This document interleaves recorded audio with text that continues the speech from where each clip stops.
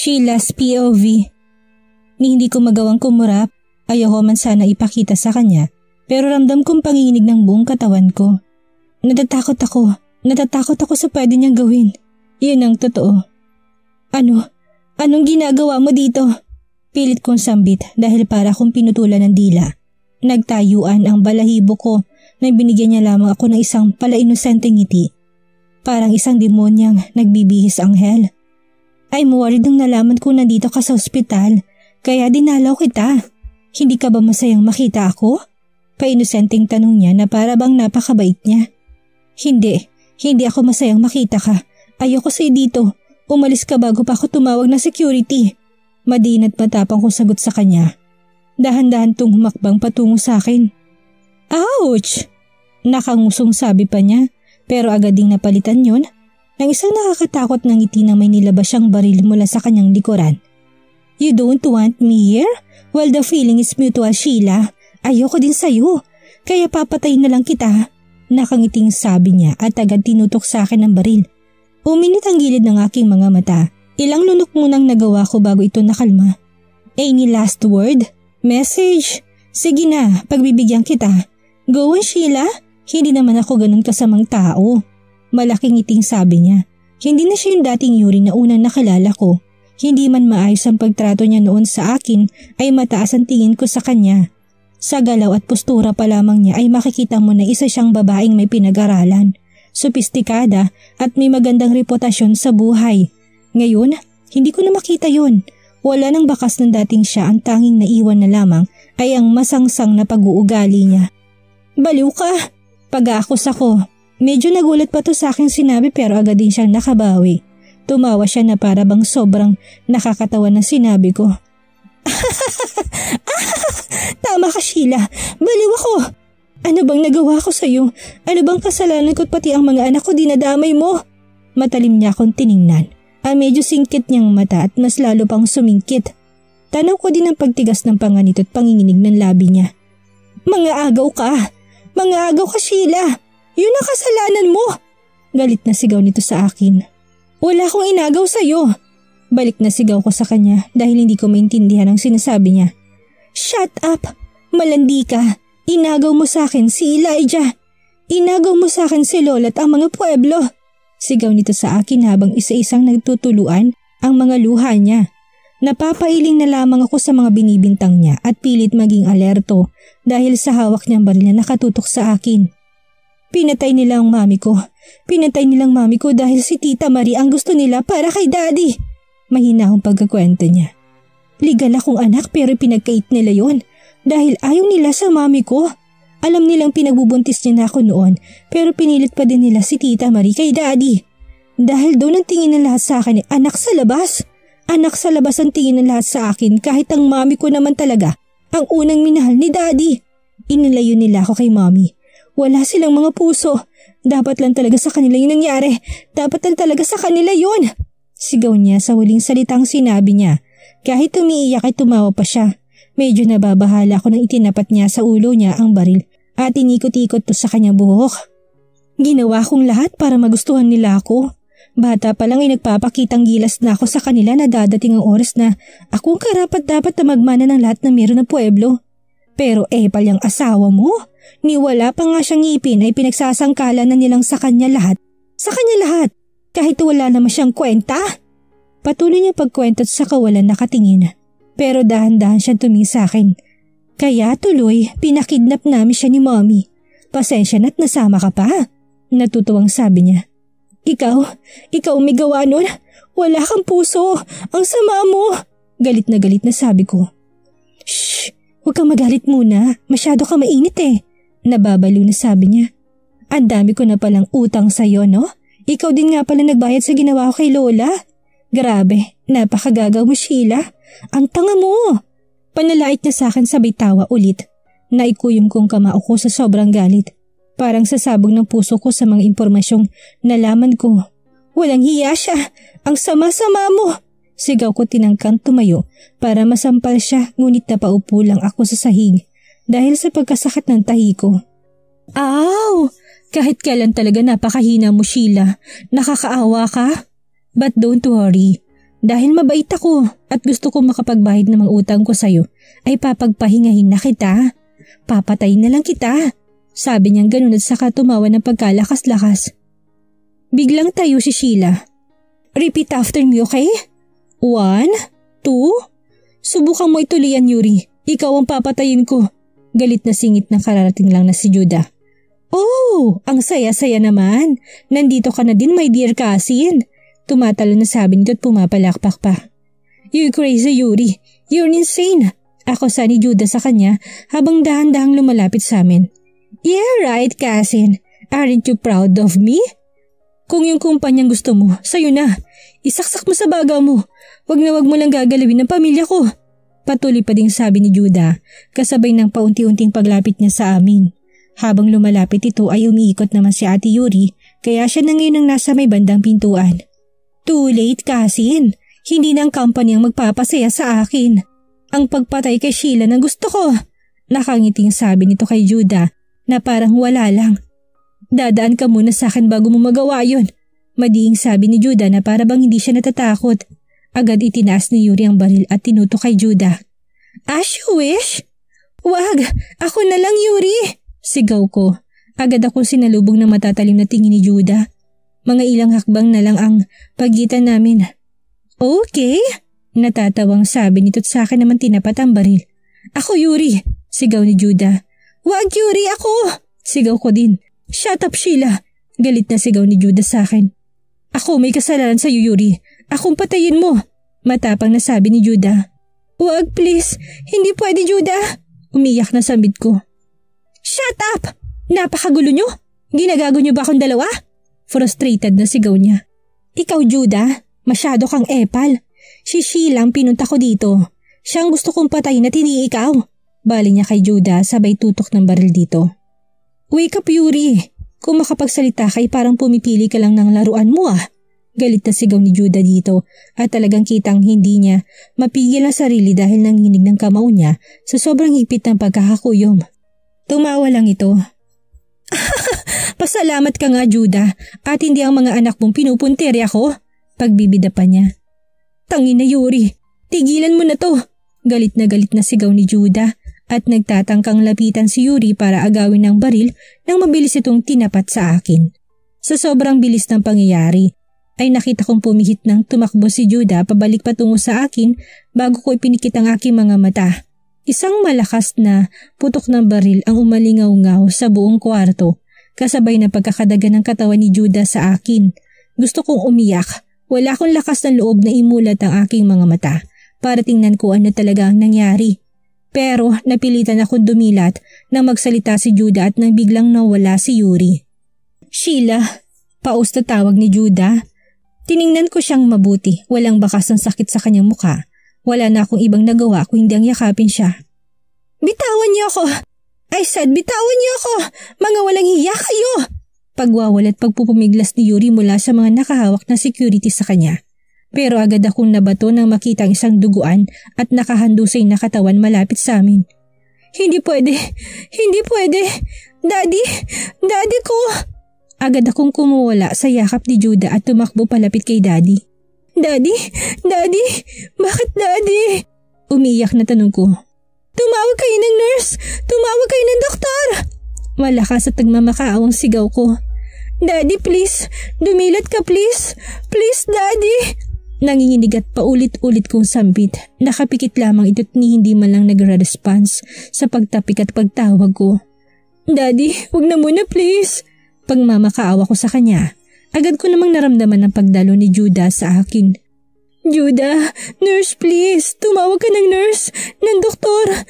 Please Judah, nagmamakaawa ako! Pagsusumamo ko. Congrats Sheila! Buhay ka pa't condolence nga pala!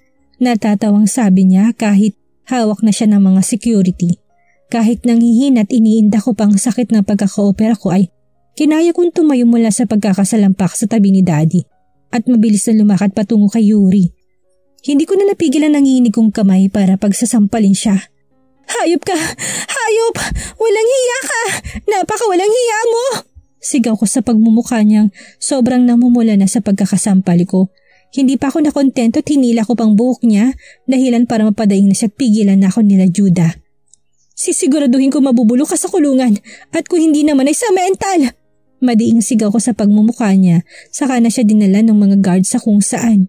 Wala na akong pakialam. Wala ako sa sariling nakaupo sa labas ng emergency room. Kahit si Mommy ay hindi ko magawang kibuin.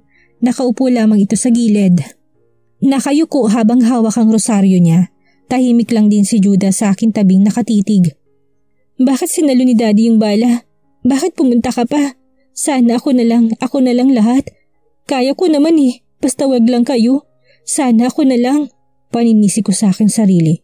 Agad ko naramdaman ang mahigpit at mainit na yakap ni Judah sa akin. Huwag mo sabihin yan.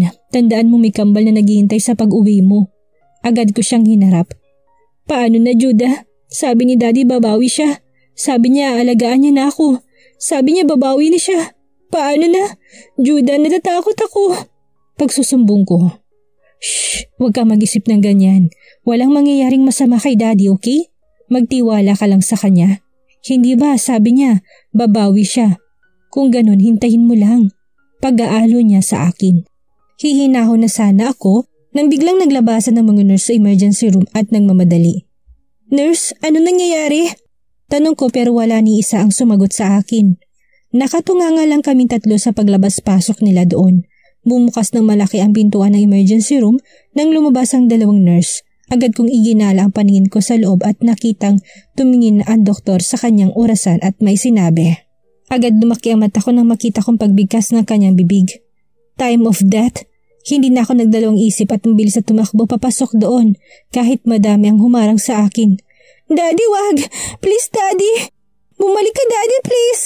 Doc, please! Doc! Nagmamakaawa ako. Walang umiimik si Mommy at nakatayo sa gilid umiiyak. Nakayuko ang doktor at hindi ako magawang harapin.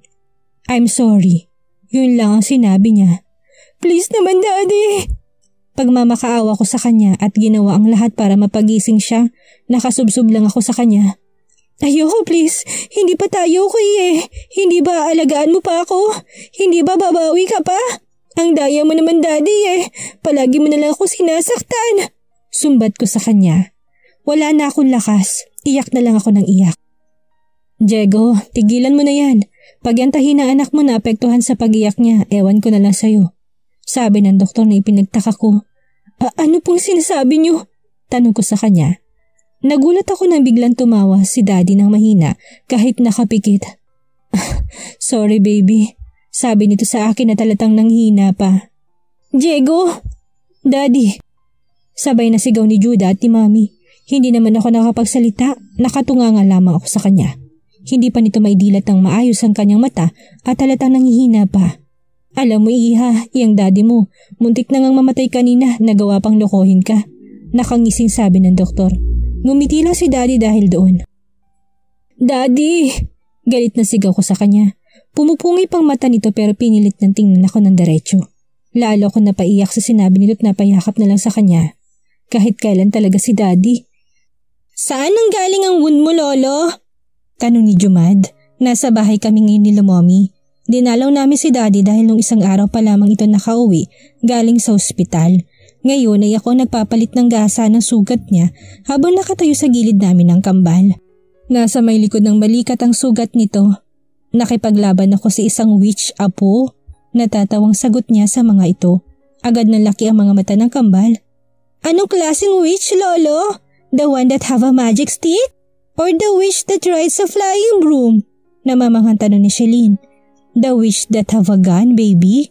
Umahalakak na sagot ni Daddy. Agad na pasimangot to. Wala naman pong ganun, Lolo. Nakangusong sabi nito. Just kidding. Nakangiting sabi nito tinagka ng dalawa. Iniwan ko silang tatlo doon sa may kwarto para bumaba sa may kitchen para tumulong kay Mommy. Bago pa man ako makapunta doon ay nakasalubong ko si Ate Celeste. Sheila, tawag niya. Bakit ate? Sorry sa lahat. Sabi niya pero sa ibang direksyon nakatingin. Ano ulit?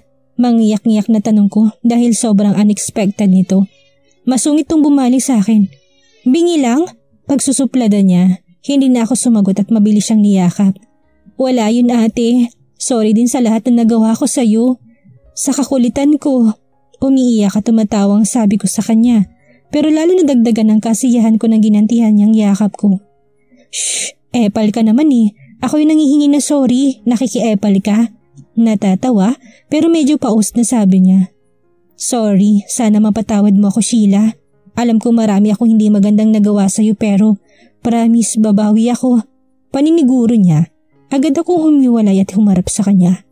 Wala na yun ate, ang mahalaga ngayon, ayos ng lahat, matagal na kitang napatawad. Ang importante ngayon masaya na tayo. Okay na kami ni daddy, may ate na din ako.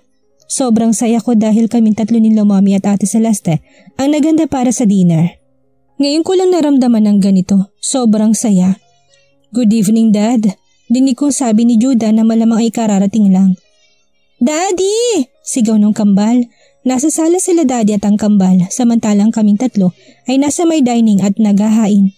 Sige anak, tawagin mo na sila at nang makakain na. Utos sa akin ni Mami. Tumango lang ako dito tumungo sa sala. Nakasalubong ko pa si Francine na nakayuko. Mami?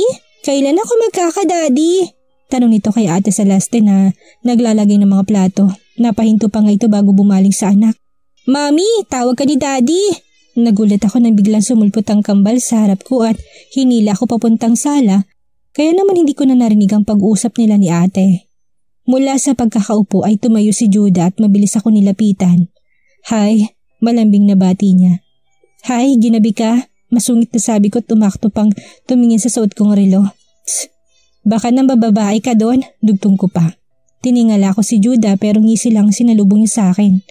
Hinihintay ko siyang sumagot pero mukhang wala siyang balak. Kaya naman tinaasan ko siya ng kilay pero nagulat ako nang hinawakan itong baba ko at mabilis na hinalikan ng labi ko. Akala ko simpleng halik lang pero nabigla talaga ako na mas lalo pa niyang pinalalim yon. Daddy, ang bastos mo po! Naiinis na sigaw ni Jumad, dahilan para matigilan kami. Anong bastos dun man? Natatawang baling niya kay Jumad. I just want to show your mom how much I love her. Pili yung sabi nitong bumaling sa akin. Hey, mawalang galang, respeto sa walang love life. Suway naman ni ate Celeste sa amin. Pati din pala si mami nanonood sa amin kaya naman nakaramdam na ako ng iya. Tama na muna yan mga anak, kumain na tayo. Nakangiting sabi nito't nilapitan si daddy para alalayan. Jumad, Shilin, tara na, tawag sa kanila ni ate Celeste. Yes, tita! Mabilis na tumungang kambal papunta kay ate Celeste. We have something to tell you. Basag ni daddy yung kinatahimik ko. Ano po yun dad? Tanong ko, tumingin muna to kay mami at pinisilang kami niya. Me and your mom decided na sa States na muna for a couple of months. We need to have a break. Alam niyo na tumatanda na kami ng mami niyo. Agad ako napanguso. Pero daddy, gusto pa kitang alagaan dito at saka hindi pa masyadong magaling yung sugat mo. Are you sure na kaya mong bumiyahe? Nag-aalalang tanong ko. Sinuklian ako nito ng ngiti bago sumagot. How sweet of you, Sheila. But I am sure kaya ko nang bumiyahe. Paniniguro niya. But I want to be with you. For sure kasama din si na ate. Malungkot na pahayag ko. Just a couple of months, baby. Babalik din kami agad dito. Pag-aalo sa akin ni mami. Tumango na lang ako at pinigyan sila ng ngiti. Okay. Pagkatapos ng dinner ay umuwi na din kami. Mabilis nakatulog ang kambal dahil na rin siguro sa pagod. Nakatingin ako sa kawalan habang nakasandal kay Judah dito sa kama namin. Tahimik lang din siya at nakikiramdam. Judah? I'm sorry, I read your journal. Mahinang sabi ko. What journal? Medyo gulat na tanong niya. Sandali ko siyang sinulyapan at pinisilang ilong niya saka ulit ako marap sa kawalan. Yung pinagawa sa'yo ni Tito Romel. The old or the latest? Latest, of course. Sabi ni Tito tinago mo na daw yung journal mo nung bata ka pa. Sagot ko sa kanya. Hindi na ito sumagot. Dinig ko na lamang mabibigat niyang paghinga. I wish I can see the old one. Walang kagatul-gatul na sabi ko. Naramdaman kong pag-iling niya. It's so painful, baby. No need for you to know. Malambing na sabi niya. I'm sorry. Sorry for what? Nagtatakang tanong niya. I'm sorry because I became so desperate to have you. Kaya nagawa ko yung noon. Kaya napilitan kang ikasal sa akin. Lately ko lang nalaman nung naaksidente ka na. For you, I am a living proof ng dark past. Hindi ko alam na grabe palang epekto sa'yo tuwing nakikita mo ko. I thought nakalimot ka na. Akala ko nakalimutan mo na ako. I'm sorry I caused you pain. Paus na sabi ko't mas lalo na pahigpit ang yakap ko sa kanya. Don't be sorry, Sheila. Sa totoo lang, gusto ko mag-thank you sa'yo kasi pinikot mo ko. Napahinto pa ito dahil sa pagtawa. Kung hindi nangyari yun, wala sana akong Jumad at Shilin. Wala sana akong asawang katulad mo. Kung hindi nangyari yun, wala sana akong Sheila. Medyo huminang sabi nito't napalunok ako ng medyo narinig ko ang nagbabadyang paghikbi niya. Isang mabigat na paghinga ang kanyang pinakawalan bago muling nagsalita. I'm such a lucky bastard na magkaroon ng Sheila na. Tinanggap lahat ng masasakit na salitang sinabi ko pero minahal pa rin ako. Sheila na ininda lahat ng suntok, sampal at pananakit ko pero minahal pa din ako.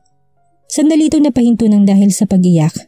Si Sheila na sobrang nasasaktan pero minamahal pa rin ako. Madamdaming sabi niya saka ko hinalikan sa ulo. I love you, Sheila. I love you, baby. Sorry for everything. I'm sorry for all the pain. I'm so thankful to have you. Malambing pero madiing sabi niya saka lumipat ang ulo niya sa laig ko para sumubsob. Hindi ka ba galit sa akin, Judah? Tiningala ako nito't binigyan na nagtatanong na mukha. Nakita kong luha sa kanyang pisngi. Pinunasan ko muna to bago siya sinagot. Sa nangyari sa baby? Malungkot na sabi ko sa kanya. Kung natuloy yung Sheila and I need to choose, ikaw ang pipiliin ko. Walang pagdadalawang isip, paninigurado niya at batid na batid ko talaga ang sinseridad sa pananalita niya. But anak natin yung Judah, but I can't bear to live without you. I know I sound heartless but I will surely choose you.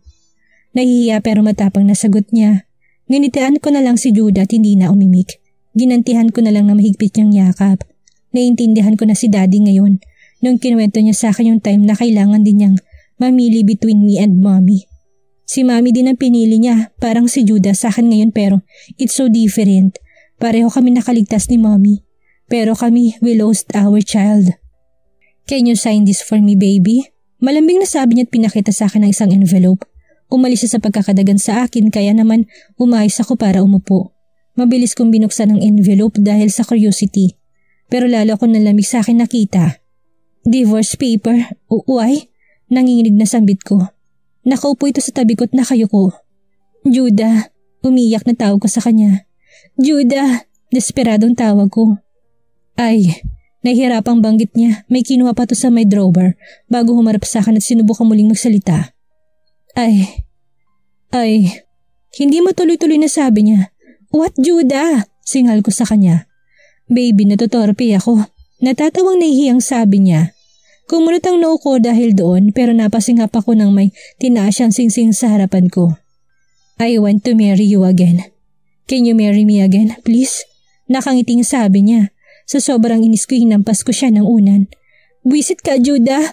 Mangyak-ngyak na sabi ko. Pero tawa lang sinukli niya sa akin. You already did, baby. Pangaasal niya na lalong kinainis ko. So what? Is it a yes? Pangungumbinsi niya. No! Sigaw ko sa pagmumukha niya at nagtalukbong ng kumot at tumalikod sa kanya. Baby. Parang batang daing niya at walang ginawang buong magdamag kung hindi kulitin ako. May mga bagay na kahit anong gawin nating pilit, hindi pa din pwede. Mga bagay hindi naman talaga para sa isa't isa. Pero sabi nga ni Judah, iba kami kasi nakayanan namin. Hindi kami sumuko. Ilang beses kami nasaktan pero patuloy pa din kami nagmamahal. Never sumagi sa isip kong ikakasal ulit ako kay Judah.